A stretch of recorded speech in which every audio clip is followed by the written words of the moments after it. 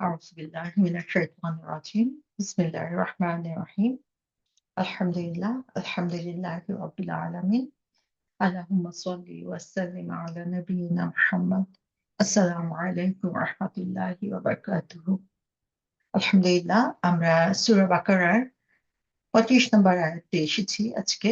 এর আগ পর্যন্ত আমরা দেখি যে ৩০ নম্বর আয়াত থেকে আল্লাহ সুবহানাহু ওয়া তাআলা নতুন একটি চ্যাপ্টার শুরু করেছেন। এটা হচ্ছে পৃথিবীর সূচনার গল্প। যে কিভাবে পৃথিবীতে মানুষ আসা শুরু হলো সেই গল্প আল্লাহ সুবহানাহু ওয়া তাআলা আমাদেরকে জানিয়ে দিচ্ছেন। এবং এই একটা গল্পের মধ্যেই আমাদের জন্য শিক্ষা রয়ে গিয়েছে এই পৃথিবীর জীবনে কিভাবে আমরা সফলতা অর্জন করতে পারি। আমরা যদি ৩০ নম্বর আয়াতের দিকে খেয়াল করি তাহলে দেখবো আল্লাহ সুবহানাহু ওয়া তাআলা যখনই বললেন যে আমি পৃথিবীতে প্রতিনিধি পাঠাতে চাই, সেখানে আমাদের ভূমিকাটা কিন্তু ক্লিয়ার করে বলে দেওয়া হয়েছে যে পৃথিবীতে আমরা যারা মানুষ রয়েছি, এটা মুসলিম নন মুসলিম এভরিওয়ান, যে আল্লাহ সুবহানাহু ওয়া তাআলা আমাদেরকে খলিফা হিসাবে এখানে পাঠিয়েছেন, তার প্রতিনিধি হিসাবে আমাদেরকে পাঠিয়েছেন। এবং যখন কেউ কারো প্রতিনিধি হয় তখন কিন্তু সে তাকেই রিপ্রেজেন্ট করে, যার কথাগুলো সে যার কথা মতো সেইখানে এসেছে এবং নিজের মন গড়া কোনো কিছু করে না সেখানে। এবং তার জবাবে আমরা দেখি ফেরেশতারা খুব অবাক হলো যে আমরা তো প্রতিনিয়ত আল্লাহ তাসবিহ করছি, তারপরেও কেন এমন একটা সৃষ্টি সৃষ্টি করা দরকার যারা পৃথিবীতে ফাসাদ সৃষ্টি করবে। তো আমরা দেখি যে ফেরেশতাদের একটা লিমিটেশন ছিল। তাদের লিমিটেশনটা হলো আল্লাহ সুবহানাহু ওয়া তাআলা তাদেরকে যেই শিক্ষা দিয়েছে তারা সেটুকুর মধ্যেই লিমিটেড ছিলেন, তারা আল্লাহ তাসবিহ করার মধ্যে লিমিটেড ছিল। এবং আল্লাহ সুবহানাহু ওয়া তাআলা এখানে বলছেন যে আমরা যে তাসবিহ করি বা ফেরেশতারা যে তাসবিহ করে, আল্লাহ সুবহানাহু ওয়া তাআলা সেটার কোনো দরকার নাই। কেউ যদি তাসবিহ নাও করতো, তারপরে আল্লাহ তার যে সত্তা সেই সত্তায় অবশ্যই মহান থাকতেন। কিন্তু আমরা যে তাসবিহ করছি, আমাদেরকে যে কাজের জন্য আল্লাহ সুবহানাহু ওয়া তাআলা পাঠাচ্ছেন, সেই কারণেই হচ্ছে আমাদের আল্লাহকে প্রয়োজন, সে কারণেই আমরা তার তাসবিহ করছি। সো আল্লাহ সুবহানাহু ওয়া তাআলা আমাদের ইবাদতের মুখাপেক্ষী নন, কিন্তু আমরা আল্লাহর মুখাপেক্ষী। তারপরে আমরা আরেকটু যদি এগিয়ে যাই তাহলে দেখবো ৩৩ নম্বর আয়াতে আল্লাহ সুবহানাহু ওয়া তাআলা বলছেন যে আদম আলাইহিস সালামকে তিনি শিখালেন কিছু নাম, এবং সেগুলো যখন ফেরেশতাদের সামনে বলতে বললেন, আদম আলাইহিস সালাম খুব সুন্দর করে সেগুলো বলে দিলেন। সো এখানে আমরা দেখছি যে ফেরেশতাদেরকে আল্লাহ সুবহানাহু ওয়া তাআলা একটা স্ট্যাটাসে ফিক্স করে দিয়েছেন। তাদের কাজ হচ্ছে তাসবিহ করা, তাদের কাজ হচ্ছে আল্লাহ যা বলেছেন শুধু সেটা লিসেন করা। কিন্তু আল্লাহ সুবহানাহু ওয়া তাআলা মানুষকে এমন পটেনশিয়ালিটি দিয়ে সৃষ্টি করেছেন যে মানুষের ক্যাপাবিলিটি আছে গ্রো করার। সো আমাদেরকে আল্লাহ সুবহানাহু ওয়া তাআলা এমন কিছু গুণাবলী দিয়েছেন যে যার মাধ্যমে আমরা শিখতে পারি এবং নিজেদেরকে পরিবর্তন করতে পারি।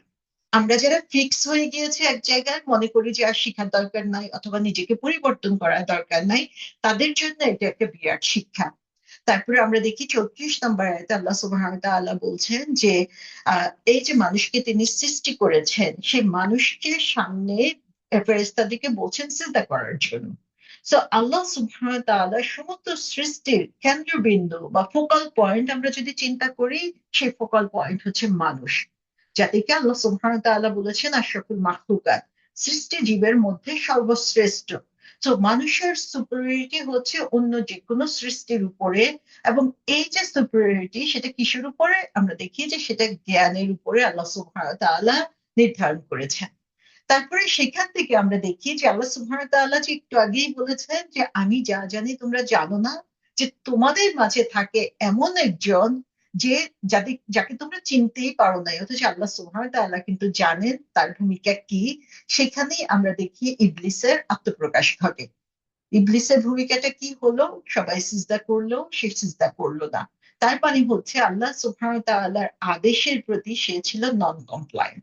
আল্লাহ আদেশটাকে সে অমান্য করেছে, সে যা পছন্দ করে সেটাই সে ফলো করেছে। সে তাসবিহ করে আল্লাহর ইবাদত করে এই লেভেলে এসেছে কারণ সেটা তার ভালো লাগতো। কিন্তু যখনই তার ভালো লাগার বাইরে কিছু নির্দেশ করা হলো, তখনই সে সেখান থেকে মুখ ফিরিয়ে নিল। এবং এটার কারণ কি? ইস্তেকবার। আল্লাহ সুবহানাহু ওয়া তাআলা বলেছেন তার এই আনুগত্য থেকে মুখ ফিরানোর কারণ হলো সে নিজেকে বড় মনে করেছে, অ্যারোগেন্স তার মধ্যে শো করেছে, যে কারণে হচ্ছে সে এই ভুলটা করলো। এবং সে নিজের ভুল আসলে ধরতে শিখে নাই, নিজের ভুল বুঝতে শিখে নাই, সেটা স্বীকার করতে শিখে নাই, বরং নিজের ভুলের জন্য সে অন্যকে ব্লেম করেছে। আমাদের কারো কারোর সাথে কি এই কথাগুলো মিলে যায়? আমরা কেউই কিন্তু ইবলিসকে পছন্দ করি না, আমরা কেউই চাই না ইবলিস হতে। কিন্তু আমাদের মধ্যে যদি ইবলিসের ক্যারেক্টার গুলো চলে আসে, তাহলে আমরা তার সাথেই একই গুচ্ছের মধ্যে পড়ে যাব। আল্লাহ সুবহানাহু ওয়া তাআলা তাকে অভিশাপ দিয়েছেন, এবং তখন সে সুযোগ নিয়েছে আল্লাহ সুবহানাহু ওয়া তাআলার কাছে যে সে কিয়ামত পর্যন্ত থাকবে, এবং he will make every efforts to distract human being, যে সামনে থেকে, পিছন থেকে, ডানে থেকে, বায়ে থেকে যত ভাবে পারা যায় সে আল্লাহর কাছ থেকে এই সুযোগ নিয়ে নিয়েছে। এখানেও আমরা দেখি যে আল্লাহ সুবহানাহু ওয়া তাআলার কাছে কেউ যদি চায়, আল্লাহ তাকে ফিরিয়ে দেন না। তো আল্লাহর কাছে দোয়া করা, আল্লাহর কাছে চাওয়াটা যে কত গুরুত্বপূর্ণ সেটাও আমরা এখান থেকে দেখি। তারপরে আসে 35 নম্বর আয়াত, যেখানে আল্লাহ সুবহানাহু ওয়া তাআলা আদম আলাইহিস সালামের সাথে এখন কথা বলছেন।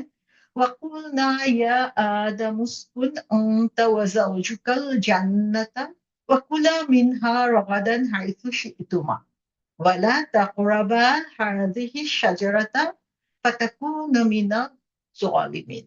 তো এখানে বলা হচ্ছে যে, এবং আমরা বললাম, এই আমরা নিয়ে অনেক সময় প্রশ্ন করা হয়, এটাকে রয়্যাল উই বলা হয়, যে রাজকীয় আমরা। এটা হচ্ছে আল্লাহ সুবহানাহু ওয়া তাআলার যে আভিজাত্য সেটার প্রকাশ।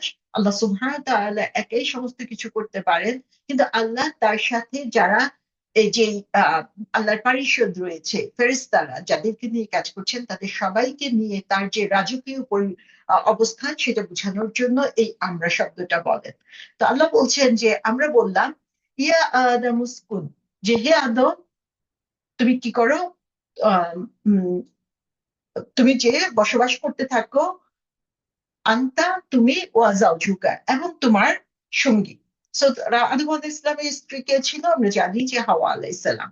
এবং আল্লাহ বললেন যে এখানে যা চাও, যেখান থেকে চাও পরিতৃপ্তি সহকারে খেতে থাকো, কিন্তু এই গাছের নিকটবর্তী হইও না, অন্যথায় তোমরা জালিমদের অন্তর্ভুক্ত হয়ে পড়বে। তো এখানেও আমরা দেখি বেশ ইম্পর্টেন্ট কিছু কথা আল্লাহ সুবহানাহু ওয়া তাআলা বলেছেন। আল্লাহ কাকে নির্দেশ করছেন এখানে? আদম এবং হাওয়া দুইজনকে। কিন্তু কাকে উদ্দেশ্য করে কথা বলছেন? আল্লাহ বলছেন ইয়া আদম। সো আদম আলাহ ইসলামকে সম্বোধন করে আল্লাহ বলছেন। এখানেও আমরা দেখি যে আমরা যদি আমাদের ঘরের কথা চিন্তা করি, তাহলে হেড অফ দ্য ফ্যামিলি কে? সেখানে আমরা জানি যে আল্লাহ সুবহানাহু ওয়া তাআলা স্বামী এবং স্ত্রী দুইজনেরই হচ্ছে অধিকার এবং দায়িত্ব আলাদা করে দিয়েছেন। আবার আমরা দেখি বাবা মা হিসাবে অধিকার এবং দায়িত্ব আলাদা। কিন্তু আল্লাহ সুবহানাহু ওয়া তাআলা মূলত কাকে জিজ্ঞাসা করবেন, ফ্যামিলির ব্যাপারে কাকে প্রশ্ন করবেন, সেটা হচ্ছে ফ্যামিলির হেড, যে ফ্যামিলির বাবা, ফ্যামিলিতে স্বামী, যে তিনি হচ্ছেন সে দায়িত্বের আহ উপযোগী, এবং আল্লাহ সুবহানাহু ওয়া তাআলা তাকে সেই দায়িত্ব দিয়ে দিয়েছেন। এখানে আমরা না স্বামী স্ত্রী, পুরুষ মহিলা দায়িত্বের ভেদাভেদ নিয়ে অনেক প্রশ্ন করতে পারি, কিন্তু আমরা দেখবো যে আল্লাহ সুবহানাহু ওয়া তাআলা পুরুষদেরকে যেমন দায়িত্ব দিয়েছেন, নারীদেরকেও দায়িত্ব দিয়েছেন। পুরুষদেরকে যেমন অধিকার দিয়েছেন, নারীদেরকে অধিকার দিয়েছেন। আমরা যত কোরআনের ভিতরে যেতে থাকবো, তত দেখবো এই জিনিসগুলো আল্লাহ সুবহানাহু ওয়া তাআলা আমাদের জন্য ক্লিয়ারলি বলে দিয়েছেন। কিন্তু এখানে আমরা দেখি যে রেসপন্সিবল পার্সনটা কে? রেসপন্সিবল পার্সন হচ্ছে পুরুষ, যদিও হাওয়া আলাইহিস সালাম তার সাথেই ছিলেন। তো এখান থেকে আমরা যে জিনিসটা দেখি যে আল্লাহ সুবহানাহু ওয়া তাআলার বিচারে হচ্ছে জাস্টিস, ন্যায় বিচারটা হচ্ছে সেখানে মুখ্য। আল্লাহ সুবহানাহু ওয়া তাআলা এখানে ইকুয়ালিটি ইকুইটি এখানে এস্টাবলিশ করছেন না। আমরা যখন বলি যে সবার সমান অধিকার, এটা কিন্তু হতে পারে না। আল্লাহ আমাদেরকে, পুরুষদেরকে এক ধরনের বৈশিষ্ট্য দিয়ে, শক্তি দিয়ে তৈরি করেছেন, নারীদেরকে আরেক ধরনের বৈশিষ্ট্য এবং শক্তি দিয়ে তৈরি করেছেন। তো আমরা যখন ইকুইটি বা সমান অধিকারের কথা বলি, তখন আসলে নিজেদের অবস্থানটাকেই দুর্বল করে ফেলি। আমার আল্লাহ সুবহানাহু ওয়া তাআলা এখানে জাস্টিস দিয়েছেন। সে জাস্টিসের মানে হচ্ছে everyone gets what they deserve, এবং যেটা তাদের যে রোল, সেই রোলকে ফিট করে আল্লাহ সুবহানাহু ওয়া তাআলা ঠিক সেভাবেই সেই দায়িত্বটা তাকে দিয়ে দিয়েছেন। তো এখানে তিনি বলছেন যে আদম উসকুন, যে আদম তুমি হচ্ছে সেটেল ডাউন করো। উসকুন মানে হচ্ছে যে চলমান অবস্থা থেকে কোনো জায়গায় সেটেল হওয়া। তো এখানে আমরা দেখি আদম আলাইহিস ইসলামকে মাত্র সৃষ্টি করা হয়েছে, সেখানে সৃষ্টি হওয়ার পরে তিনি তাকে জান্নাতে তাকে বসবাস করার জন্য বলছেন। তো সেখানে তিনি যেন বলছে যে তুমি এটাকে তোমার ঘর বানিয়ে নাও, তোমার স্টেশন বানিয়ে নাও।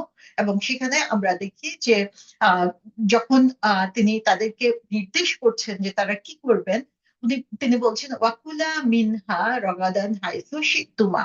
কুলা মানে হচ্ছে তোমরা দুইজনেই খাও।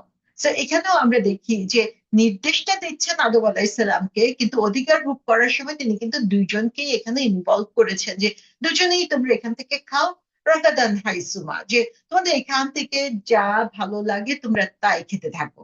সো রাগাদান শব্দের অর্থ হচ্ছে কেয়ার ফ্রি, কোনো ধরনের রেস্ট্রিকশন নাই, কোনো ধরনের দুশ্চিন্তা নাই, হালাল হারাম বাছার কোনো দরকার নাই, এভরিথিং ইজ হালাল ফর ইউ। তোমরা সমস্ত কিছু এখানে সমস্ত কিছু ফ্রিলি এনজয় করতে থাকো, হাইসু সে তোমা, যেখান থেকে তোমাদের মন চায়।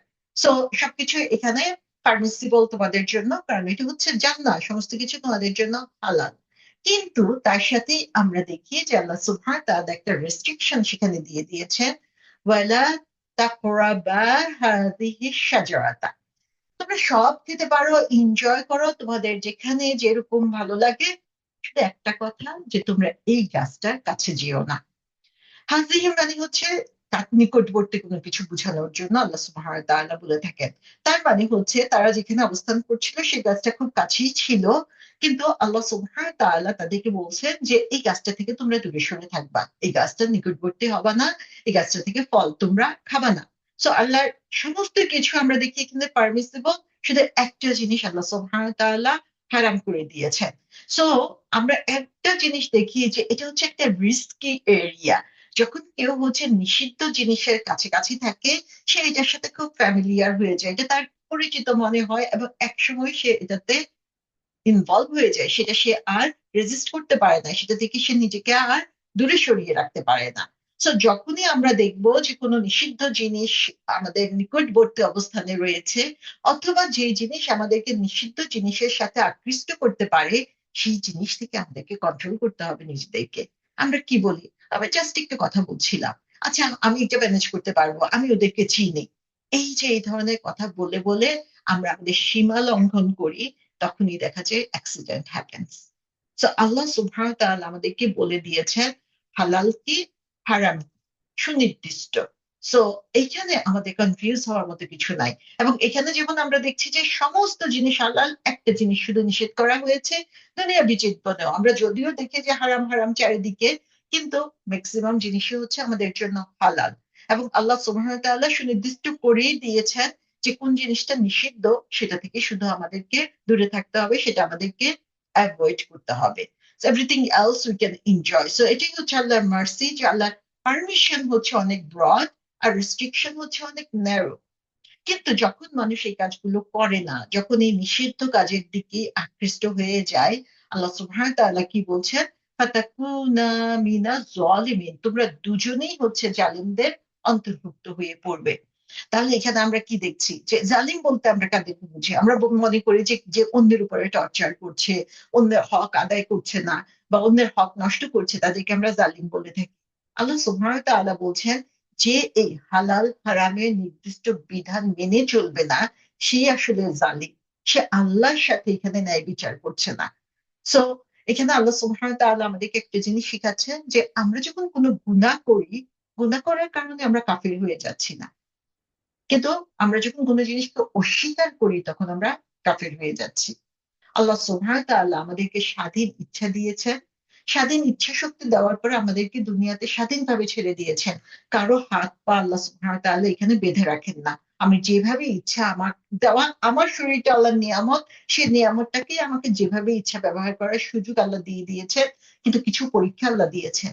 আমি যদি সেই পরীক্ষাগুলোর ব্যাপারে সতর্ক না হই, তাহলে সে জালিমদের অন্তর্ভুক্ত হওয়া থেকে কেউ আসলে আমাদেরকে দূরে সরিয়ে রাখতে পারবে না, কারণ আমরা নিজেরাই হচ্ছে সেটার মধ্যে যে পা দিচ্ছি। তারপরে কি হলো, ফাআযাল্লাহুমা শাইতানু আনহা ফাআখরাজাহুমা মিম্মা কানা ফি, তারপরে হচ্ছে শয়তান তাদের উভয়কে সেখান থেকে পদস্খলিত করেছিল, যেখানে তারা হচ্ছে স্বাচ্ছন্দ্যে অবস্থান করছিল, সেখান থেকে তাদেরকে বের করে দিল। ফাকুলনা হাবিতু বা'দুকুম লিবা'দিন আদু, আমি বললাম যে তোমরা নেমে যাও, তোমরা পরস্পর একে অপরের শত্রু হবে। ওয়ালাকুম ফিল আরদি মুস্তাকাররু ওয়া মাতাউন ইলা হিন, এবং তোমাদেরকে সেখানে কিছুকাল অবস্থান করতে হবে ও লাভ সংগ্রহ করতে হবে। তাহলে এখানে আমরা দেখি যে শয়তান কি করলো, শয়তান কি শুধু একজনকে এখানে স্লিপ করালো, তাদের ভুল পথে নিয়ে গেল? যে গল্পগুলো আমরা খুবই প্রচলিত দেখি, ছোটকাল থেকে শুনে এসেছি, যে হাওয়া আলাইসাল্লাম আদম আলাইসাল্লামকে পরাজিত করেছে। কোরআনের কোথাও যদি আমরা এই জিনিসটা খুঁজে পাই, তাহলে আমরা বুঝতে পারতাম যে তারা কত সত্যি কথা আমাদেরকে শিখিয়েছে এতদিন পর্যন্ত। হাওয়া আলাইহিস ইসলামের কথা আল্লাহ সুবহানাহু ওয়া তাআলা এখানে ডিরেক্টলি উল্লেখই করছেন না, কারণ ফুল রেসপন্সিবিলিটি ওয়াজ অন আদম আলাইহিস সালাম। সো আল্লাহ সুবহানাহু ওয়া তাআলা বলছেন যে তাদের দুজনেই হচ্ছে পদস্খলিত হলো। ফাআযাল্লাহুমা শাইতানু আনহা ফাআখরাজাহুমা। সো দুইজনেই হলো, এখানে হাওয়া আলাইহিস সালাম তাকে ওয়াসওয়াসা দিয়েছে বা হাওয়া আলাইহিস সালাম তাকে প্ররোচিত করেছে, এটা কিন্তু কোরআন বলছে না। সো একটা যে ইন্টেনশন আছে যে মেয়েদেরকে হীন করার জন্য এই ধরনের গল্প প্রচার করা হয়ে থাকে, আমরা যদি কোরআন জানি, আমাদের সামনে কেউ এই গল্পগুলো আসলে প্রচার করার সুযোগও পাবে না, আর মানবাধিকার লঙ্ঘন করার সুযোগও তাদের কাছে আসবে না। তো আল্লাহ সুবহানাহু ওয়া তাআলা তাদের দুজনকে নির্দেশ দিয়েছিলেন, তোমরা এই কাজটা থেকে দূরে সরে থাকবে। তারপরে তারা কি করলো? তারা ভুলে গেল এবং তারা সে নিষিদ্ধ গাছের নিকটবর্তী হলো, এবং যখন তারা নিকটবর্তী হলো তখন সেটা থেকে নিজেদেরকে আর বিরত রাখতে পারলো না, এবং তখনই হচ্ছে গুনাহের ডেঞ্জারে তারা পড়ে গেলেন। কিন্তু এটার গভীরে যদি আমরা যাই, তাহলে দেখব যে আদম আলাইহিস সালামকে যখন সৃষ্টি করা হয়েছিল, কি কথাটা বলা হয়েছে 30 নম্বর আয়াতে আল্লাহ সুবহানাহু ওয়া তাআলা বলছেন যে আমি পৃথিবীতে আমার প্রতিনিধি সৃষ্টি করতে চাই। প্রথমেই কিন্তু আল্লাহ সুবহানাহু ওয়া তাআলার ইচ্ছাটা আল্লাহ বলেছেন যে এই যে আদম আলাইহিস সালাম বা মানুষকে সৃষ্টি করতে যাচ্ছে, তারা আলটিমেটলি পৃথিবীর জন্যই তৈরি করা। সো এখানে এই যে খলিফা তৈরি করা, পাঠানো, সেটা জান্নাতে রেখে দেওয়ার জন্য না, আল্লাহর ইচ্ছাই ছিল পৃথিবীতে পাঠাবে। সো এই যে প্রথম অ্যানাউন্সমেন্টটা, সেটা থেকেই আমরা দেখি যে মানুষকে সৃষ্টি করা হয়েছে পৃথিবীর জন্য। ফেরেশতারা সেই কথাগুলো শুনেছিল, এবং সেই ফেরেশতাদের মধ্যে ইবলিসও ছিল, এবং ইবলিস জানতো যে আলটিমেট ডেস্টিনেশন হচ্ছে আদম আলাইহিস সালামের পৃথিবী। সো তখন ইবলিস কি করলো? সে ইবলিস হচ্ছে আদম আলাইহিসসালামকে এভাবে প্ররোচিত করলো যে যদি আল্লাহ সুবহানাহু ওয়া তাআলা এই গাছটার ফল খেতে বা এই গাছটার কাছে যেতে নিষেধ করেছেন, তার কারণ কি? তার কারণ হচ্ছে যে আল্লাহ সুবহানাহু ওয়া তাআলা তোমাদেরকে পৃথিবীতে পাঠিয়ে দিতে চান, কিন্তু তোমরা যদি এই ফল খাও, তাহলে জান্নাতে থাকাটা হয়তোবা তোমাদের জন্য চিরস্থায়ী হয়ে যাবে। তাহলে এখানে দেখেন যে এই যে ওয়াসওয়াসা দিল, এই যে শয়তান তাদেরকে ভুলিয়ে দিল, সে ভুলানোর যে সুযোগটা সে নিল, সেটা কিন্তু নেগেটিভ ওয়েতে না, পজিটিভ ওয়েতে, যে শয়তান তাদেরকে বুঝালো যে তারা যদি এই গাছের ফল খায়, তাহলে কি হবে? তাহলে হয়তোবা তারা চিরস্থায়ী জান্নাতে থেকে যাবে। আর কে না চায় জান্নাতের এই আনন্দ উপভোগ করতে? এই জান্নাত ছেড়ে যেতে কে চাইবে? এবং সে কারণেই দেখা গেল যে তখন আদম আলাহ ইসলাম এবং হাওয়া আলাহ ইসলাম এই পথে পা বাড়ালেন। সো এই যে আল্লাহ সুবহানাহু ওয়া তাআলা নিষেধ করলেন, তারা সে নিষিদ্ধ কাজটাই করে ফেললেন। তারপরে বলা হলো ইহবিতু, যে নেমে যাও পৃথিবীতে। সো আগেই তো এটা নির্দিষ্ট করা ছিল। আল্লাহ সুবহানাহু ওয়া তাআলা জানেন যে তাদেরকে পৃথিবীতে যেতে হবে। এটা ছিল পরীক্ষা। একদিকে পরীক্ষা ছিল আদম হাওয়া আলাইহিস সালামের জন্য, আরেকদিকে পরীক্ষা ছিল শয়তানের জন্য। শয়তান তার সেই পরীক্ষায় ফেল করলো, কারণ সে ইস্তেকবার করলো, সে অ্যারোগ্যান্ট হলো। আদম হাওয়া সেই পরীক্ষায় ফেল করলেন, কারণ আল্লাহ নিষেধটাকে তারা শুনেন নাই, নিষিদ্ধ কাজের কাছাকাছি চলে গিয়েছিলেন। সো এখানে আমরা দেখি যে আদম আলাইসাল্লাম কিন্তু সেই সময় আল্লাহকে প্রশ্ন করতে পারতো, আমরা যেভাবে নিজেদেরকে ডিফেন্ড করি যে এটা কিভাবে সম্ভব, যে এটা তো আগেই প্রিডিটারমাইন্ড, আমাদেরকে পৃথিবীতে পাঠানোর জন্যই তুমি সৃষ্টি করেছো, তাহলে এই ভুলের জন্য আমি কিভাবে রেসপন্সিবল হব? এটা তোমার ইচ্ছা হয়েছে। আমরা এই কথাগুলো কিন্তু বলি যে আল্লাহর ইচ্ছাতেই তো সবকিছু হচ্ছে, তাহলে আমার কেন গুনাহ হবে, আমার কেন দোষ হবে এখানে? সো এখান থেকেই আমরা দেখি যে যে আসলে আল্লাহর অনুগত বান্দা, তার চিন্তা ভাবনা কি হয়, আর যে হচ্ছে আহ সে কিরকম রেসপন্সিবল হয় তার কাজের ব্যাপারে, আর যে হচ্ছে এই শয়তানের মতো নিজেদের মধ্যে অহংকার করে, নিজেদেরকে বাঁচানোর জন্য অন্যদেরকে ব্লেম করার খেলায় নেমে যায়, তাদের কথার স্টাইলটা কি হয়ে থাকে। এখানে আমরা দেখি যে এই ফিলোসফি অনুযায়ী আদম আলাহ ইসলামের পুরো সুযোগ ছিল এই কথা বলার, কারণ অনেক সাক্ষী ছিল, ফেরেশতারা সাক্ষী ছিল, শয়তান সাক্ষী ছিল। আল্লাহ নিজে বলেছেন যে তোমাকে পৃথিবীর জন্য সৃষ্টি করা হয়েছে, তাহলে এটা কেন আমার দোষ হবে, কেন এই দোষে আমাকে পৃথিবীতে পাঠানো হচ্ছে? সো এইখানে আমরা দেখি যে আদম আলাহ ইসলাম যে কাজটা করলেন, সেটা হলো যেটা আল্লাহ সুবহানাহু ওয়া তাআলা পছন্দ করেন, যে তিনি নিজেকে জাস্টিফাই করতে যান নাই।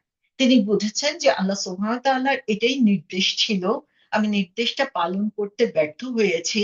সো এখন কি করতে হবে? আমাকে আল্লাহর কাছে তওবা করতে হবে, ক্ষমা চাইতে হবে, কারণ আমি ভুল করেছি। আর অন্যদিকে আমরা দেখি যে শয়তান কি করলো? শয়তান হচ্ছে নিজেকে জাস্টিফাই করলো। সে বলল যে আমাকে তুমি আগুন থেকে তৈরি করেছো, আমি তার চেয়ে অনেক শ্রেষ্ঠ, আমি কেন তার সেজদা করতে যাব? সো দুইজনের ডিফারেন্সটা আমরা এখানে দেখতে পাই যে আদম আলাইহিস সালাম এবং ইবলিসের মধ্যে ডিফারেন্সটা কোন জায়গায়, যে দুজনেই কিন্তু ভুল করেছেন, দুজনেই আল্লাহর নির্দেশ অমান্য করেছেন, কিন্তু একজন আল্লাহর শিখানো কথা অনুযায়ী তার কাছে মাফ চেয়েছেন, আরেকজন হচ্ছে নিজেকে জাস্টিফাই করে আল্লাহর কাছ থেকে সুযোগ নিয়েছে যেন আরো মানুষকে সে ভুল পথে নিয়ে যেতে পারে। সো এখান থেকে আমরা দেখতে পাই যে দুইটা রাস্তা কিভাবে আলাদা হয়ে গিয়েছে এবং কারা সফল কাম হচ্ছে এবং কারা ব্যর্থ হচ্ছে। তো আল্লাহ বলছেন কুলনা হাবিতু বা'দুকুম লিবা'দিন আদু, যে তোমরা নিচে নেমে যাও, পৃথিবীতে নেমে যাও এবং আজকে থেকে তোমরা একে অপরের শত্রু হবে। সেই শত্রুতা কিন্তু কিয়ামত পর্যন্ত চলবে। আমরা মাঝে মাঝে ভুলে যাই, আমরা শয়তানের প্ররোচনায় আমাদের দায়িত্বগুলোকে ভুলে আমরা ভুল পথে চলে যাই। কিন্তু আল্লাহ সুবহানাহু ওয়া তাআলা বলে দিচ্ছে যে এই পৃথিবীটা হচ্ছে তোমাদের ব্যাটল গ্রাউন্ড।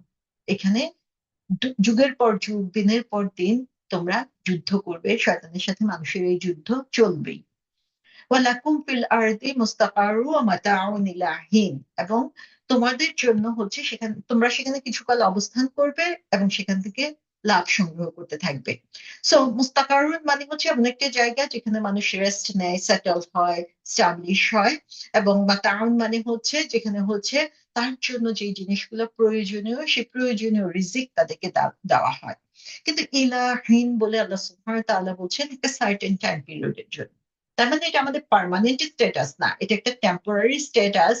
আমরা ভুলে যাই যখন দুনিয়াতে আমরা এস্টাবলিশ হয়ে যাই, আমরা মনে করি এটাই আমার ঘর, এখান থেকে আমাকে আর যেতে হবে না, এই ঘরটাকে কিভাবে আরো সুন্দর করা যায়, মজবুত করা যায় চিন্তা করতে থাকি। অথচ আল্লাহ সুবহানাহু ওয়া তাআলা বলেছেন তোমার চিরস্থায়ী ঘর হচ্ছে আখিরাতে। সে আখিরাতের জন্য আমরা প্রিপারেশন নিতে ভুলে যাই। আল্লাহ সুবহানাহু ওয়া তাআলা তখনই আমাদেরকে বলে দিয়েছেন যে মাতাউন ইলা হিন, তোমরা এখানে অল্প কিছুকালের জন্য অবস্থান করো। তো সুবহানাল্লাহ, আমাদেরকে প্রথম থেকে আল্লাহ সুবহানাহু ওয়া তাআলা জানিয়ে দিয়েছেন আমাদের শত্রুকে আমাদের সফলতা কোন পথে। আমাদের জন্য এই দুনিয়াটা হচ্ছে একটা যুদ্ধক্ষেত্র শয়তানের সাথে। এখানে যদি আমরা জিততে পারি তাহলেই হচ্ছে আখিরাতের চিরন্তন জান্নাত আমরা লাভ করব। সো এখানে আমরা একটা জিনিস চিন্তা করতে পারি যে শয়তান আসলে কিভাবে আমাদেরকে অসওয়াসা গুলো দিয়ে থাকে। কারণ আমরা দেখতে পাচ্ছি শয়তানের অসওয়াসার কারণেই হচ্ছে আদম আলাইহিস সালাম এই আল্লাহ সুবহানাহু ওয়া তাআলার নিষিদ্ধ কাজটা করে ফেললেন। আমরা যদি আমাদের পার্সোনাল লাইফের দিকে তাকাই, দুনিয়াবী জীবনের দিকে, তাহলে দেখবো যে শয়তানের বেশ কিছু রাস্তা রয়েছে গ্রাজুয়ালি মানুষকে মিসগাইড করার জন্য। একটা হচ্ছে যে সে হচ্ছে খারাপ কাজকে আহ মানুষের সামনে সুন্দর বিউটিফাই করে, বা যে আহ গুনাহ করা, খারাপ অভ্যাস, মিথ্যা কথা বলা, এগুলোর পিছনে লজিক তৈরি করে দেয়। তো দেখা যায় আমরা অন্যায় করছি জানার পরেও সেগুলোর পিছনে লজিক দিই এবং সেগুলো করতেই থাকি। সেকেন্ড যেটা সেটা হচ্ছে যে মানুষকে আস্তে আস্তে আহ সে ছোট গুনার দিকে নেয়। প্রথমে হচ্ছে নিষিদ্ধ কাজের কাছাকাছি নিয়ে যাবে, তারপরে হচ্ছে ছোট গুনাহগুলো করাবে, তারপরে ছোট গুনাহ করতে করতে তারপরে সে কি করছে যে বড় গুনার দিকে তাদেরকে নিয়ে যাচ্ছে। স্টেপ বাই স্টেপ অ্যাডভান্স হচ্ছে। থার্ড যে ওয়েটা আমরা দেখি সেটা হচ্ছে যে প্রোক্রাস্টিনেশন। আমরা দেখি যে আমরা কাজ করতে গেলে ফেলে রাখি, পরে করব, এটা পরে করব, আরেকটু পরে করব। তো শয়তান আমাদেরকে অসওয়াসা দিতে থাকে যে যে কোনো ভালো কাজের ব্যাপারে আজকে না কালকে করো, হ্যাঁ পরে তুমি তওবা করো, এখনই কি জন্য তওবা করবো, এখনো তো তুমি কত অন্যায় করে যাচ্ছ। সো শয়তান এভাবে আমাদেরকে অলস করে দেয়, ভালো কাজগুলোকে দূরে সরিয়ে দেয়, আমাদের সুযোগগুলো আমরা এভাবে আমাদের সুযোগগুলো হারিয়ে ফেলি। শয়তান আমাদের মধ্যে সন্দেহ তৈরি করে, কনফিউশন তৈরি করে, যে সারাক্ষণ ইমানের ব্যাপারে দিনের ব্যাপারে নেগেটিভ থটস আমাদের মধ্যে আসে, অথবা সিভিয়ার অ্যাংজাইটি চলে আসে। আমি এত এত রুগী দেখেছি যে রিলিজিয়াস ফ্যামিলিতে অবসেসিভ কম্পালসিভ ডিসঅর্ডার, ওসিডি, যে অজু করতেই থাকে, ঘর পরিষ্কার করতেই থাকে, নামাজ বারবার নামাজ ভাঙে, বারবার নামাজ পড়তেই থাকে। সো এই যে শয়তানের অসওয়াসা, যে এর মাধ্যমে ইবাদতটা তার কাছে বিষাদে পরিণত হয়ে যায়, এক্সট্রা এফোর্টের হয়ে যায় তখন, এবং সেটা তার মধ্যে আরো বেশি অ্যাংজাইটি সৃষ্টি করে। আরেকটা ওয়ে হচ্ছে নিজেদের মধ্যে অহংকার তৈরি করা, যে আমার নিজেকে, তখন মানুষ মনে করতে থাকে যে আমি নৈতিকভাবে অন্যদের চেয়ে অনেক ভালো, ইবাদত করি আমি অন্যদের চেয়ে অনেক বেশি, অন্যদের চেয়ে বেশি পুরস্কার আমি পাবো আল্লাহর চোখে, আমি অনেক বেশি সম্মানিত, অন্যদেরকে হীন মনে করতে থাকি। এবং আরেকটি হচ্ছে যে মানুষকে ডিস্ট্রাক্ট করা, যে আল্লাহ সুবহানাহু ওয়া তাআলার যে ইবাদত গুলো করতে বলেছেন, সেগুলো যেগুলো ছোট সুন্নাহ ভলান্টারি নফল ওয়ার্ক রয়েছে, সেগুলোকে আস্তে আস্তে ইগনোর করতে থাকে, এবং করতে করতে তখন ডেইলি যে ফরজগুলো আছে সেগুলো থেকে তাকে দূরে সরিয়ে দেয়। তাহলে আমরা কিভাবে এই শয়তানের হাত থেকে বাঁচতে পারি? আমরা আল্লাহর কাছে অবশ্যই আশ্রয় চাইবো, আউযু বিল্লাহি মিনাশ শাইতানির রাজিম। যখনই আমি বুঝবো যে শয়তান আমার কাছে আমাকে কোনো ট্রিক করছে, যে কোনো একটার মধ্যে পড়ে যাচ্ছে, তখনই হচ্ছে আমি আউযু বিল্লাহি মিনাশ শাইতানির রাজিম পড়তে থাকবো। আমি কোরআন পড়বো, স্পেশালি হচ্ছে আয়াতুল কুরসি এবং তিন কুল, এগুলো হচ্ছে বারবার পড়বো। রাসূল সাল্লাল্লাহু আলাইহি ওয়াসাল্লাম দিনে রাতে কতবার এই যে আয়াতুল কুরসি এবং তিন কুল পড়তেন, সকালে ঘুম থেকে উঠে, তারপরে হচ্ছে প্রত্যেক নামাজের পরে, তারপরে হচ্ছে সন্ধ্যার সময়, রাতে ঘুমানোর সময়। সো বারবার এভাবে পড়ে পড়ে শয়তানের কাছ থেকে নিজেদেরকে প্রোটেক্টেড রাখতে হবে। তারপরে আমরা জিকিরের মাধ্যমে করতে পারি, যে আমরা যদি এই হ্যাবিটটা তৈরি করি থ্রু আউট দ্য ডে, বিভিন্ন সময়ে বিভিন্ন ভাবে রাসূল সাল্লাল্লাহু আলাইহি ওয়াসাল্লাম যেভাবে নিজের জিহ্বাকে জিকিরে ভিজিয়ে রাখতেন, যেভাবে নিজের মন মগজকে ব্যস্ত রাখতেন, আমরা যদি সেটা করতে অভ্যস্ত হই, তাহলেও দেখা যাবে শয়তানের অসওয়াসা থেকে নিজেদেরকে দূরে সরিয়ে রাখবো। এবং সবচেয়ে বড় যেই জিনিসটা দরকার, সেটা হচ্ছে ভালো সঙ্গী। আমাদের চারদিকে আমাদের বন্ধু বান্ধব আত্মীয় স্বজনদের মধ্যে ভালো মানুষের সংখ্যা বাড়াতে হবে। তাহলে দেখা যাবে একজন আরেকজনকে সতর্ক করতে পারবে, একজন আরেকজনকে উৎসাহ দিতে পারে। সো এখানে আমরা দেখি যে শয়তান যে টেম্পটেশন দেয় আমাদেরকে, সেগুলো আসলে রিয়েল, এবং সেখান থেকে আমাদেরকে চয়েস করতে হয় কোন জিনিসটা করা উচিত কোনটা না। সেটার উপরে ডিপেন্ড করে আমাদের কনসিকুয়েন্স কি হবে। আমরা ইনসান, আমরা হিউম্যান, আমরা দুর্বল। আল্লাহ বলেছেন আমি মানুষকে দুর্বল হিসেবে তৈরি করেছি, আমি মানুষকে অ্যাংজাইটি দিয়ে তৈরি করেছি, আমরা মানুষকে ফরগেটফুল, ভুলিয়ে দেন জিনিস আমাদেরকে। সো এই কারণেই হচ্ছে শয়তানের এই সুযোগগুলো পেয়ে যায়। তা আমাদেরকে চেষ্টা করতে হবে শয়তানের এই সুযোগ পাওয়ার সুযোগ যাতে আমরা কমিয়ে দিতে পারি। তারপরে 37 নম্বর আয়াতে আল্লাহ সুবহানাহু ওয়া তাআলা বলছেন, ফাতালাক্কা আদামু মির রাব্বিহি কালিমাতিন ফাতাবা আলাইহি, যে অতঃপর হযরত আদম আলাইহিস সালাম স্বীয় পালনকর্তার কাছ থেকে কয়েকটি কথা শিখে নিলেন। অতঃপর অতঃপর আল্লাহ পাক তার প্রতি করুণা ভরে লক্ষ্য করলেন। ইন্নাহু হুয়াত তাওয়াবুর রাহিম, নিশ্চয়ই তিনি মহা ক্ষমাশীল ও অসীম দয়ালু। ফাতালাক্কা, সো এই কাজটার পরেই যখনই এই ভুলটা হয়ে গেল, আল্লাহ সুবহানাহু ওয়া তাআলা বললেন তোমরা দুনিয়াতে নেমে যাও। তারপর পরই কি হলো? তার পরপরই যে তালাক্কা, তালাক্কা মানে হচ্ছে যে কোনো জিনিস কারো কাছে পৌঁছে যাওয়া, কারো কাছে আসা, কেউ রিসিভ করা। সো আদম আলাইহিস সালাম আল্লাহ সুবহানাহু ওয়া তাআলার কাছ থেকে কালিমাত, কিছু কথা তিনি তাকে শিখিয়ে দিলেন। সো এই কথাগুলো কি? এই কথাগুলো হচ্ছে তাওবার কথা। এই কথাগুলোই কোরআনে আল্লাহ সুবহানাহু ওয়া তাআলা আরেক জায়গায় আমাদেরকে বলে দিয়েছেন, যে কিভাবে তিনি আল্লাহ সুবহানাহু ওয়া তাআলার কাছে তওবা করেছিলেন। রব্বানা যালামনা আনফুসানা ওয়া ইল্লাম তাগফির লানা ওয়া তারহামনা কুনান্না মিনাল খাসিরিন, যে হে আমার রব, আমরা আমাদের নিজেদের প্রতি জুলুম করেছি, এবং তুমি যদি আমাদেরকে ক্ষমা না করো, আমাদের প্রতি রহম না করো, তাহলে অবশ্যই আমরা হচ্ছে লুজারদের অন্তর্ভুক্ত হয়ে যাব। এই যে আল্লাহ সুবহানাহু ওয়া তাআলা দোয়াটা তাদেরকে শিখিয়ে দিলেন, তারা সাথে সাথে সেই দোয়াটা করলেন। এই যে দোয়াটা, এই দোয়াটার থেকে আমরা তো ম্যাক্সিমাম মানুষই আমরা এই দোয়াটা জানি, রব্বানা যালামনা আনফুসানা মুখস্থ আমরা বলে যাচ্ছি, কিন্তু আসলে এই দোয়াটাতে আমরা কি দেখছি? একদিকে দেখছি আদম আলাইসালাম নিজের কাজের অ্যাকাউন্টেবিলিটি নিজে নিচ্ছেন, যে উই হ্যাভ রংড আওয়ারসেলস। আদম এবং হাওয়া দুজনেই বলছেন যে আমরা আমাদের নিজেদের প্রতি জুলুম করেছি, আমরা আমাদের নিজেদের প্রতি অন্যায় করেছি। এই অন্যায়টা কি? যে নিষিদ্ধ কাজ করে ফেলেছি। সো যখনই আমরা কোনো ভুল করে ফেলবো, আল্লাহর কাছে আমরা ফিরে যাব যে আমি নিজে এটার জন্য দায়ী, অন্যকে ব্লেম করতে যাব না এটার জন্য। এবং তার সাথে সাথে কি বলছেন তিনি, যে আহ ওয়া ইল্লাম তাগফির লানা ওয়া তারহামনা, যে তুমি যদি আমাদেরকে ক্ষমা না করো, তুমি যদি আমাদের প্রতি রহম না করো, তাহলে আল্লাহর রহমতের প্রত্যাশা আমাদের থাকতে হবে। আল্লাহ সুবহানাহু ওয়া তাআলার প্রতি আমরা যত বেশি সুধারণা পোষণ করব, আল্লাহ সুবহানাহু ওয়া তাআলা তত বেশি আমাদের প্রতি সুধারণা পোষণ করবেন। সো আল্লাহর রহমত সম্পর্কে আমরা কখনো নিরাশ হব না। আদম আলাইহিস সালাম এমন একটা কাজ করলেন জান্নাতে থাকা অবস্থায়, সেখানে তো তার জন্য আর অন্য কোনো ধরনের ডিস্ট্রাকশন ছিল না।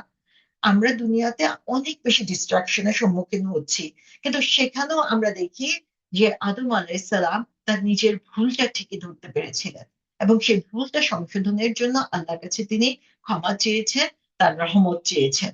তো আল্লাহর ক্ষমা এবং রহমত ছাড়া আমাদের কিন্তু কোনো আশা নেই। এই জিনিসটা আমাদেরকে সবসময় বুঝতে হবে এবং চিন্তা করতে হবে। যত ভুলই করি না কেন, আল্লাহর কাছে আমরা যদি ফিরে যাই, আল্লাহ কখনো আমাদেরকে ফিরিয়ে দেন না। তো আল্লাহ সুবহানাহু তাআলা এই গিফট গুলা কিন্তু আমাদেরকে দিয়ে দিয়েছেন। আল্লাহ সুবহানাহু তাআলা আমাদেরকে বলে দিয়েছেন যে কিভাবে তার কাছে দোয়া করতে হবে, কিভাবে চাইলে তিনি আমাদেরকে ক্ষমা করে দিবেন, কিভাবে তার দয়া আমরা চাইতে পারবো। সো আল্লাহ সুবহানাহু তাআলা জানতেন না, সরি, আদম আলাইহিস সালাম জানতেন না যে কিভাবে আল্লাহর কাছে চাইতে হবে। কারণ সবকিছুই তিনি নতুন শিখছেন সেখানে। আল্লাহ সুবহানাহু তাআলা তাকে শিখিয়ে দিয়েছেন এই কথাগুলো। সো যখনই আমরা ওভারওয়েলমড হব, যখনই আমরা কোনো গুনাহ করে ফেলবো, আমরা জানি না কি বলতে হবে। আমরা আল্লাহর কাছে নিজের ভুলটা স্বীকার করে তার রহমত চাইবো, তার মাগফিরাত চাইবো। আল্লাহ সুবহানাহু তাআলা অবশ্যই আমাদেরকে আহ ক্ষমা করে দিবেন। সো ফাতালাক্কা আদম, আদম এই কথাগুলো রিসিভ করলেন, এবং সেখানেও আমরা দেখি যে হাওয়া আলাইহিস সালামের কথা কিন্তু বলা হচ্ছে না। So full responsibility is on the leader of the house. এবং আহ, তার মানে এই না যে হাওয়া আলাইহিস সালাম রিপেন্ট করেন নাই, তাওবা করেন নাই, কারণ দোয়াটাতে তারা দুজনেই বলছেন যে আমরা, সো দুজনের কথাই এখানে আছে। কিন্তু এখানে আমরা দেখি যে যার রেসপন্সিবিলিটি যেটা, আল্লাহ সুবহানাহু ওয়া তাআলা তাকে সেজন্যই ধরবেন, সেভাবেই তাকে জিজ্ঞাসা করবেন। সো আমাদেরকে আসলে সতর্ক হতে হয় যে আমার যে দায়িত্ব, আমার যে রোল আমার ঘরের মধ্যে, আমি সেটা পালন করছি কিনা। Otherwise I will be hold accountable to Allah সুবহানাহু ওয়া তাআলা। ফাতাবা আলাই, তারা দুজনেই হচ্ছে আল্লাহর কাছে রিপেন্ট করলো, আল্লাহর কাছে তাওবা করলো। আল্লাহ সুবহানাহু তাআলা এই তাওবাকারীদের কত পছন্দ করেন, যে তিনি বলছেন যে তিনি হচ্ছেন ইন্নাহু হুয়াত তাওয়াবুর রাহিম, যে তিনি হচ্ছেন সেই সত্তা যিনি বারবার তার কাছে ক্ষমা চাইলে তিনি বিরক্ত হন না। আমাদের বাচ্চারাও যখন বারবার একই ভুল করে বারবার এসে বলতে থাকে, আমরা বিরক্ত হয়ে যাই। কিন্তু আল্লাহ সুবহানাহু তাআলা বিরক্ত হন না, বরং আমরা প্রত্যেকবার তওবা করে প্রত্যেকবার যখন নিজেকে সংশোধনের জন্য এগিয়ে যাই, আল্লাহ সুবহানাহু তাআলার কাছে আমাদের স্ট্যাটাস আরো এক ডিগ্রি বেড়ে যায়। তার মানে আমরা ইচ্ছা করে গুনাহ করব আর তওবা করতে থাকবো, তা কিন্তু না। আল্লাহ সুবহানাহু তাআলা আমাদের মনের অবস্থা জানেন। সো যখনই কোনো গুনাহ করে ফেলবো, অন্তর থেকে আমরা তওবা করব, আমরা তখন আল্লাহ সুবহানাহু তাআলা আরো প্রিয় পাত্র হতে পারবো। সো এবং এটাই হচ্ছে আল্লাহ মার্সি, তিনি হচ্ছেন তাওয়াবুর রাহিম, যে তার এই রাহিম রহমা থেকে কেউ আসলে বঞ্চিত হয় না যদি আমরা সেটা চাইতে পারি। সো এটা তাওয়াব মানে হচ্ছে বারবার, একবার না। সো আমরা আসলে ভুল করি, বারবারই ভুল করি, বারবারই আমাদেরকে খাঁটি দিলে আল্লাহ সুবহানাহু ওয়া তাআলার কাছে ফিরে যেতে হবে। এবং এখানে বলা হচ্ছে আর ইন্নাহু হুয়া তাওয়াবুর রাহিম। রাহিম বলতে কি বোঝানো হয়? রাহিম হচ্ছে কন্টিনিউয়াস মার্সি, যে ওভার টাইম, অনেক সময় ধরে যে দয়াটা আল্লাহ সুবহানাহু ওয়া তাআলা আমাদেরকে দেখান, সেটা হচ্ছে রাহিম। সো এটা এমন না যে আল্লাহ সুবহানাহু ওয়া তাআলা একবার শুধু আমাদের প্রতি রহম করছেন, তিনি again and again and again আমাদেরকে তার রহমা শো করছেন, এবং সেই রহমাটা কনস্ট্যান্ট আমাদের উপরে আমরা ফিল করছি। সো আমরা যখনই কখনই আমাদের মধ্যে দুর্বলতা আসবে, আমরা তখন আল্লাহ সুবহানাহু ওয়া তাআলার এই সুন্দর নামগুলো নিয়ে আল্লাহকে চিন্তা করব। তিনি আর তাওয়াব, তিনি আর রাহিম। তাহলে আমাদের এখানে আফসোসের কি আছে? আমরা তো তার কাছে ফিরে যেতেই পারি, আমরা তার কাছে ক্ষমা চাইতেই পারি। তার রহমত প্রতিনিয়ত আমার জন্য, তার মানে একটা মুহূর্তের জন্য আমি হোপলেস হতে পারি না। সো আল্লাহ সুবহানাহু ওয়া তাআলার কাছে আমরা ডিরেক্টলি চাইবো। আমরা কোনো এখানে মিডিয়া ধরার দরকার নাই যে অমুক অনেক বেশি ইবাদত করে, অমুককে দেখে অনেক বেশি পায়াস মনে হয়, সে পীর, তার কাছে যে আমাকে বলতে হবে? না, আল্লাহ সুবহানাহু ওয়া তাআলার কাছে আমরা ডিরেক্টলি বলতে পারি। আল্লাহ সুবহানাহু ওয়া তাআলা এত কাছে যে তিনি সাথে সাথে আমাদের দোয়াগুলোর জবাব দেন। সো তিনি হচ্ছেন আর রাহিম, শুধু অতীতে না, বর্তমানে এবং ভবিষ্যতে। সো কন্টিনিউয়াসলি তিনি আমাদেরকে রহমত দিয়ে যাচ্ছেন এভরি মোমেন্টে। সো কন্টিনিউয়াসলি আমরা তার কাছে ফিরে যাব তার রহমতের আশায়। সো এখানে আমরা দেখি যে আদম এবং ইবলিস দুজনেই ভুল করেছেন। দুজনেই ভুল করার পরে তাদের রেসপন্স ছিল ডিফারেন্ট, এবং রেসপন্স ডিফারেন্ট হওয়ার কারণে দুজনের যে ডেস্টিনেশন সেটাও কিন্তু ডিফারেন্ট হয়ে গেল। এবং আল্লাহ সুবহানাহু ওয়া তাআলা এখানে শিখিয়ে দিচ্ছেন যে কিভাবে তার দিকে আবার আমাদেরকে ফিরে যেতে হবে।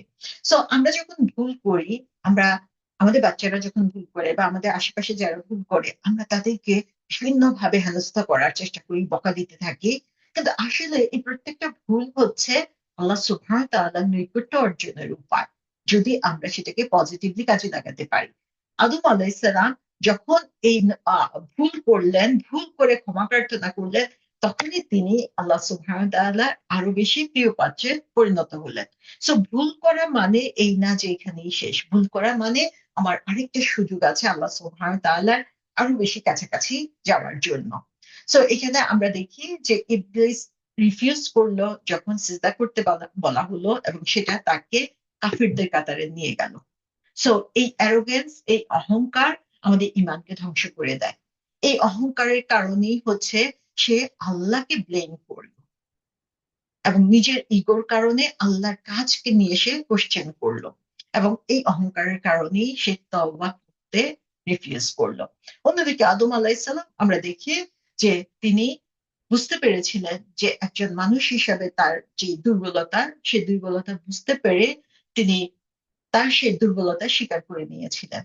সে দুর্বলতা স্বীকার করে তিনি নিজের উপরেই সে দোষটাকে নিয়েছেন, অন্যের উপরে সেটাকে চাপিয়ে দেন নাই, এবং আল্লাহ শেখানো কথা দিয়ে আল্লাহ সুবহানাহু ওয়া তাআলার কাছে আহ তাওবা করেছে। তো এখানে আমরা দেখি যে এই পর্যন্ত আল্লাহ সুবহানাহু ওয়া তাআলা আমাদেরকে যেই যা কিছু শিখাচ্ছেন সূরা বাকারাতে, প্রত্যেকটা জিনিস হচ্ছে আমাদের বেসিক। এগুলো আমাদের থাকতেই হবে, এগুলো আমাদের বুঝতে হবে, এগুলো আমাদেরকে মেনে চলতে হবে। সূরা বাকারার এসেছিল মদিনাতে, একটা মাদানী সূরা হিসাবে।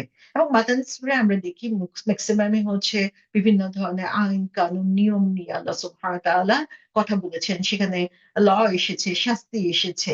সো এখানে আমরা দেখি যে আল্লাহ সুবহানাহু ওয়া তাআলা আমাদেরকে দেখিয়ে দিয়েছেন যে গাইডেন্স, হেদায়েতের রাস্তা কিরকম। এটা নতুন কোনো কিছু না।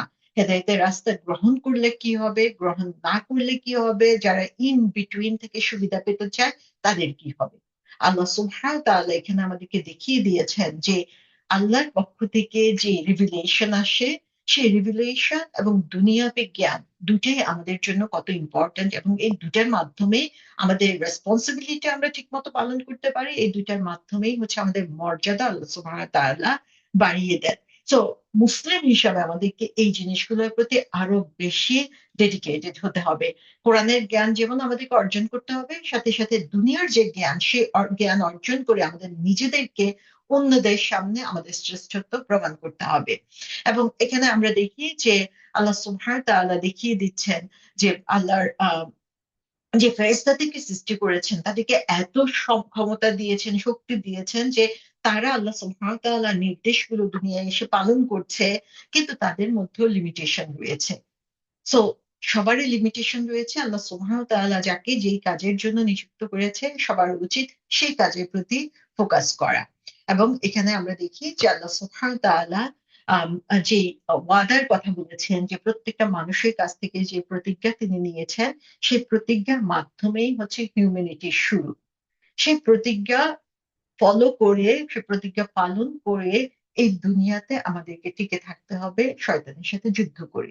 তো এখন আমাদেরকে চিন্তা করতে হবে এই শয়তানের সাথে যুদ্ধ করার জন্য আমি কতটুকু প্রস্তুত আছি।